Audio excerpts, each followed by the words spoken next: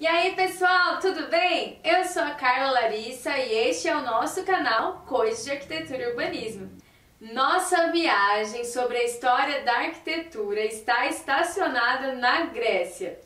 E hoje falaremos sobre os templos gregos. A edificação de maior predominância na Grécia Antiga eram com certeza os templos. Os templos eram casa dos deuses. Cada polis tinha um deus seu que era preferido.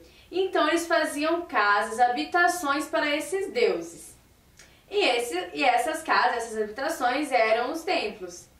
Nas primeiras construções de templos, eles utilizavam adobe. Então eles faziam tijolos ali de barros, colocavam eles para secar o sol e construíam dessa forma.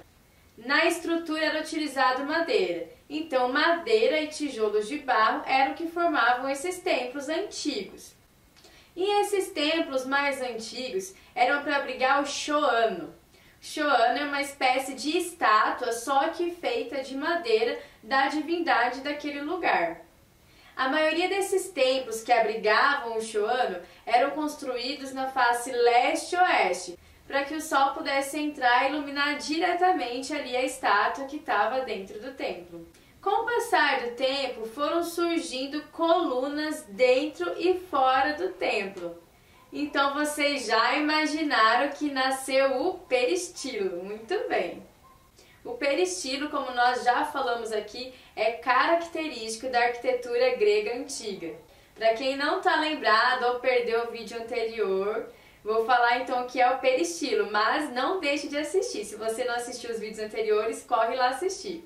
Mas só para você não ficar perdida agora, o peristilo, ele é um pátio rodeado por colunas, ou também pode ser as colunas que rodeiam o exterior de uma edificação. Embora os gregos existam há milhares de anos, a arquitetura grega ela só ganhou destaque mesmo no século V a.C. Esse século foi o auge da arquitetura grega. É chamada até por muitos de Alta Idade Clássica. Com certeza, o nome de maior destaque dessa época foi Péricles. Foi ele quem mandou construir vários edifícios públicos ali da Grécia, incluindo o Parthenon. E é claro, a arquitetura ela não é estática, e na Grécia não foi diferente. Nesse período ali do século V, os templos dóricos passaram a se apresentar de uma forma diferente. As colunas passaram a ser mais altas e esguias, os frisos mais decorados e os intercolunos mais largos. Então nós vamos falar agora sobre alguns templos que foram construídos ali na Grécia. Não vai dar para falar de todos, mas eu selecionei alguns e nós vamos analisar cada um deles pelo menos um pouquinho. Vamos começar com o primeiro, que é o templo de Hefesto. Filho de Hera e Zeus, Hefesto é o deus grego do fogo, dos metais e da metalurgia. Esse templo é o mais bem conservado do mundo grego. Ele tem todas as colunas intactas e o teto ainda possui vários detalhes originais. Ele é construído no estilo dórico e possui um pórtico hexastilo, com 6 colunas. Outro templo é o de Atena Nike. Localizado à direita da entrada da Acrópole em Atenas, esse templo é uma demonstração de toda a feminilidade do estilo jônico, com formas esguias e elegantes. É um exemplo de templo tetrastilo, com 4 colunas. Não é muito comum esse templo tetrastilo, mas o templo de Nike é um deles. Se vocês olharem para ele, vocês não vão ver que ele é um templo pequenininho, mas não se engane, gente, ele é todo construído em mármore e possui uma requintada decoração no fuso. Outro templo é o de Apolo Epicuro em Bassari. Localizado em Micênia, região do Peloponeso, na Grécia, esse templo possui uma planta incomum. Ele está alinhado na posição norte-sul, em contraposição à maioria dos templos que são alinhados na posição leste-oeste, desde a antiguidade lá, desde a época pré-clássica lá que a gente estudou. Vocês viram que as construções elas eram no estilo leste-oeste, mas esse templo não. Esse templo ele é diferente. Outra coisa diferente nele é que ele possui uma porta lateral na parede leste. Por isso, acredita-se que a estátua ficava oposta a essa porta, de forma que o sol passasse pela porta e conseguisse iluminar toda a estátua ali. Esse templo é uma homenagem ao deus Apolo Epicuro. Sua construção é toda em calcário cinza, exceto o friso que é de mármore. Agora, uma característica muito interessante desse templo é que ele possui a coluna das 3 ordens clássicas: as dóricas no peristilo, as jônicas no interior e a coríntia na coluna axal única. Ele apresenta várias meia-colunas no interior, que são chamadas também de colunas embebida.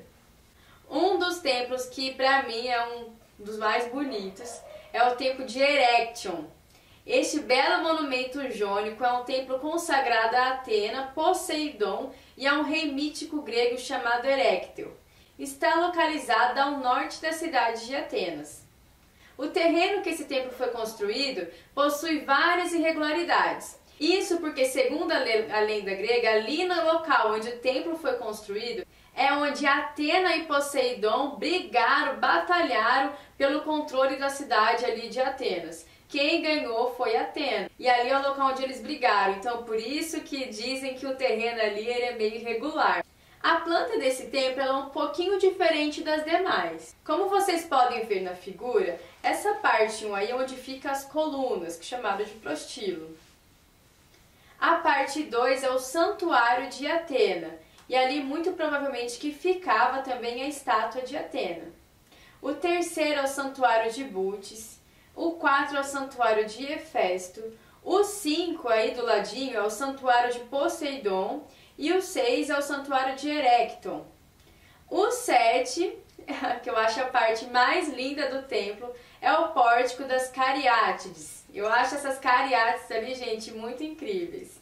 E eu deixei um espaço aqui todo importante para nós falarmos do maior templo de Atenas, o Paternon. Embora ele seja dedicado a Atena, uma deusa mulher, as colunas da fachada do templo são todas da ordem dórica. Tirando o teto, que é de madeira, o restante do templo é todo construído em mármore e levou quase 15 anos para ficar pronto. É claro, precisou de muitos trabalhadores e custou muita grana. 30 milhões de dracmas. Isso equivale a mais de 2 bilhões de dólares. Esse templo foi encomendado por Péricles para comemorar as vitórias dos gregos sobre os persas. Os responsáveis pela sua construção foram Iquitino e Calícrates. O Paternon foi construído em cima das fundações de um antigo templo que tinha ali na Acrópole de Atenas. Ele possui uma forma retangular de 70 metros de comprimento por 31 metros de largura. Ele adota o ectoestilo, com 8 colunas na frente e 17 nas laterais. Bom, como o templo é todo construído em mármore, os trabalhadores tinham que ir até as montanhas de mármore que tinha ali perto de Atenas para retirar os blocos para a construção do templo. Essa montanha ficava a 16 quilômetros da onde o templo foi construído. E eles faziam assim para construir. Eles iam até lá a montanha, vários trabalhadores iam até lá a montanha. Eles procuravam na montanha alguma fenda que desse o tamanho de um bloco bom ali. Eles olhavam para aquela fenda e falavam, essa fenda aqui vai dar um bloco legal. E aí, como que eles faziam então para tirar esses blocos da montanha? Os trabalhadores iam lá, pegavam uma cunha de metal, colocavam a cunha na fenda que eles viram que dava um bloco legal, batiam juntos ao mesmo tempo na cunha e dessa forma eles conseguiam tirar o bloco ali da montanha. Então eles tinham um blocão de pedra. Para transportar esses blocos até ali onde estava sendo construído o Paternon, eles utilizaram cordas, roldanas, alavancas e conseguiram levar esses blocos para lá. As colunas do Paternon, elas não são feitas de uma única peça. Eles faziam blocos que eram postos um em cima do outro e dava o tamanho da coluna. Cada coluna é formada por 11 blocos esculpidos e colocados ali um em cima do outro. Quando eles tiravam o bloco ali da montanha e traziam ali para o local da construção, eles esculpiam esse bloco de uma forma circular, só que eles deixavam uma espécie de gancho no bloco, sabe? Umas partezinhas sobressaídas no bloco, para que eles pudessem passar uma corda, colocar isso num guindaste e conseguir levantar esses blocos. Aí, dessa forma, eles conseguiam ir colocando um bloco em cima do outro até dar o tamanho da coluna. E para não ter perigo que esse bloco caísse, que esses blocos se deslocassem um de cima do outro, eles colocavam uma espécie de ligação entre eles. Essa ligação era feita assim: eles faziam um buraco de forma retangular ali no centro do bloco, de mais ou menos 15 centímetros quadrados ali esse retângulo, e deixava ali um espaço de 7 a 10 centímetros de profundidade. Depois eles colocavam uma espécie de pecinha nesse local com uma ponta para que ela pudesse se fixar no próximo bloco que viria ali em cima dela. Então as colunas eram todas assim, cada uma delas tinha uma pecinha que se fixava na outra. Dessa forma as peças ficavam unidas e não tinha perigo ali delas se deslocarem. Cada coluna do Parthenon pesava em torno de 63 a 119 toneladas. Como as paredes não utilizavam argamassa, para que elas ficassem unidas, eles utilizaram o mesmo princípio ali das colunas. Eles faziam um sistema de junção nelas. Então, em cada extremidade do bloco era deixado um espaço, e neste espaço era posto um bastão de ferro de forma que unia esses dois blocos.